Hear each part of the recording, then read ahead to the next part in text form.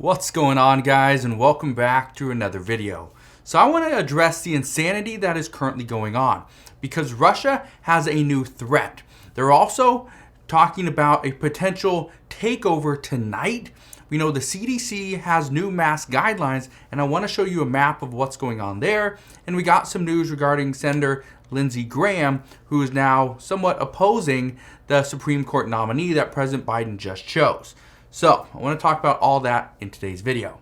First, the White House is actually asking Congress for an additional $6.4 billion to fund an emergency aid package to help the U.S. with NATO efforts to deter Russia. At the same time, Russia is now threatening Finland and Sweden that if they attempt to join NATO, that they will be met with military and political consequences. That was Russia's wording. Now, after this threat, many questions remained and asked really was what is Russia's true intention of all of this? We're also going to get to how Senator Lindsey Graham, who originally voted for Ketanji Brown Jackson, he doesn't believe that she would be the right fit for the Supreme Court, as she would be a victory for the radical left. And then the CDC, they changed who should be taking off their masks as of right now. So let's get into the full update. Here's what I can tell you. And if you have questions on any of this stuff, please ask your questions down in the comment section below. All I ask, if you can do me a favor, go ahead and hit that like button. It really does help out the channel. Now, currently, the Biden administration is in talks with Congress about getting an additional funding for an emergency aid package together. And they want to do this so that they can help, it can really help the U.S. and NATO efforts to deter Russia. They're asking for $6.4 billion, and the goal behind this funding is to have it added to the omnibus bill that is supposed to pass before March 11th. Right now, there's bipartisan support for this bill. Now, when we see this bill, that's up for debate. We don't know because the Senate is still on recess, but hopefully, once they get back, things will come forward. Now, here's how the Biden administration wants to break down the $6.4 billion. They want to use $2.9 billion of this for humanitarian efforts and security needs. They also want to provide food for the region, refugee assistance, and energy and economic stabilization. The other $3.5 billion would actually be going to the U.S. Defense Department to help respond to this crisis. So, that's currently their ask, and we will see very soon what Congress decides to do. Now, let's get over to what Senator Lindsey Graham had to say today. Because previously, Senator Lindsey Graham supported Ketanji Brown Jackson and said that just now that the radical left has won over President Biden once again. Now, Senator Lindsey Graham was previously pushing and still is for Judge Michelle Childs for the Supreme Court nominee, but Biden went a different direction. Now, Lindsey Graham says that Biden chose Jackson because the radical left said that Judge Childs wouldn't be a good Supreme Court nominee simply because she previously worked at a corporate law firm that was representing management in cases involving discrimination and labor law violations. So, right now what we're being told is this could make things a little more difficult for Democrats to confirm this Supreme Court nominee simply because right now Senator Lujan, who is currently healing from a stroke that he had last month, he won't be back for maybe 2 weeks, if not more. So here's the issue. Right now, if Democrats can't get this person passed, the expectation is that they're not going to pick somebody new. They're just going to delay until finally Republicans break down and let it happen. Or else the current Supreme Court justice just won't leave. Okay? He's just not going to retire. So we're going to see what happens there. In other news, we know that the CDC has also changed their guidelines for which counties can remove their mask. Now, the counties that are in high levels of COVID and are still seeing high levels of COVID, they should still wear their mask. So counties can come in and out of wearing their mask versus taking their mask off. Now, I want to show you this map. This map right here, okay? So you can see right here that any color in green is a low level. Any in yellow, medium, any in This orangish color is high. So just look to try to find your county. Unfortunately, this isn't an interactive map that I picked up, but it is current. So if you're looking in Florida, the majority of it is going to either be in high or medium, just one little spot over here. Not sure exactly where that is, but then you got California over here, kind of good mix. I'm here in Washington State, right? So it's a big mix. But what they're saying is this map right here, and right now, this accounts for about 37% of all countries or all counties should continue to wear their masks. And right now, counties in low and medium levels, you don't have to wear your mask if you don't want to any longer. But they are saying that if you are immunocompromised and prefer to wear a mask, you probably should. But let's get to the news about Russia. Russia is threatening Sweden and Finland that if they attempt, not join, but attempt to join NATO, they too will be met with military and political consequences. And this is actually turning into a real situation because one thing that NATO doesn't want is for one specific country to control what other countries do. That's what Russia is attempting to do right now, especially with Ukraine.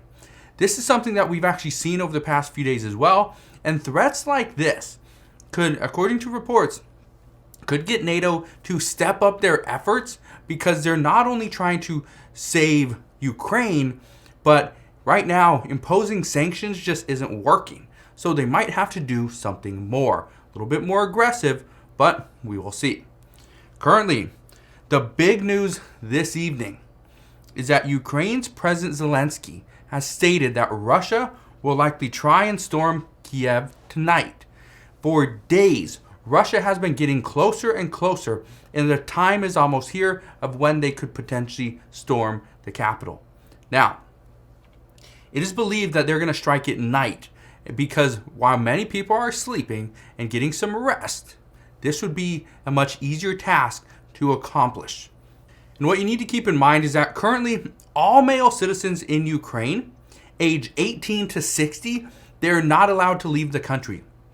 They're not allowed to leave. They have sent their families away, and it was tough to watch, but I've seen, and let me know if you've seen this as well, but I've seen many, fathers and husbands and even kids saying goodbye to their parents, to their families, to their children, and sending them away on buses and cars because they want them to get out, but the male citizens between ages 18 and 60 have to remain there.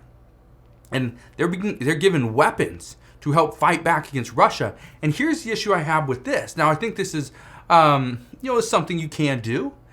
But here's the issue: is many people that are being handed a weapon. Here's a pistol. Here's a rifle.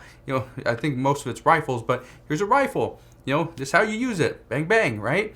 That's the issue: is many of these people have never fired a weapon, and so handing somebody a weapon that has never used it, that's a little dangerous.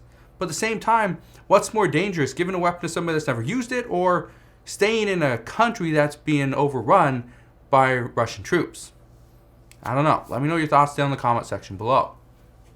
Now, not only is Russia getting hit with multiple sanctions, we're also hearing that many sporting events are pulling away from Russia as well. These includes events and major ones like the Formula One Grand Prix in Sochi, and also the Champions League final for soccer that was originally going to be played in St. Petersburg. That has since been moved to Paris. So the International Olympic Committee also urged all sporting federations to move or cancel events that would be played in either Russia or Belarus. Now, the IOC, they stated that these two countries' flags should not be displayed at any sporting event either. So not only are they getting hit with sanctions, sporting events are pulling away from Russia altogether, and they don't want them showing their flags either. Now, if Russians weren't upset with this already and upset with Vladimir Putin for invading Ukraine and giving them this mess, they're not going to be happy about their sports being taken away either. And here's something else that's currently being discussed. Ukraine has contacted CEO Tim Cook of Apple and they asked him if he can block the Apple Store from citizens of Russia and also stop supplying Apple products to the Russian Federation as well. This would be in addition to any other sanction that has currently gone on. So, as an Apple product user, if my phone broke or my MacBook broke or whatever broke, and I needed to get a replacement and I couldn't get a replacement, I would probably be on the phone with my representative, right, my senator, whoever, right, to talk to them. But hey, you better push the president because this is what's going on. So, right, and not saying that that's what's going to happen in Russia, but that's what I do if I was here in the U.S. So, for people in Russia, I don't know. Maybe something like this would work if you take American companies and block access to our products, services, and stuff like that in Russia. Now, here's the issue: and this is something that we've seen with the White House as well, is can we do a cyber attack? Can we do these certain things to Russians? Because it's not all Russians that are creating this issue. It's one man and his army. That's it. And so some are saying, what's the alternative? Could we just stop sending Apple products and services to the Russian Federation? And hopefully the citizens would just be so upset and protest, and everybody would be mad that hopefully Russia would pull out of Ukraine and stop pushing further? We don't know. But that's what's currently being discussed. But again, this is insane. What's happening is insane. I've never seen this before. Never seen something like this before. And I bet many of you are in the exact same boat. Let me know what your thoughts are on all this down in the comment section below. I just want to thank you guys for watching. Have a wonderful rest of your Friday. Have an incredible weekend as well. And I'll see you guys on the next one.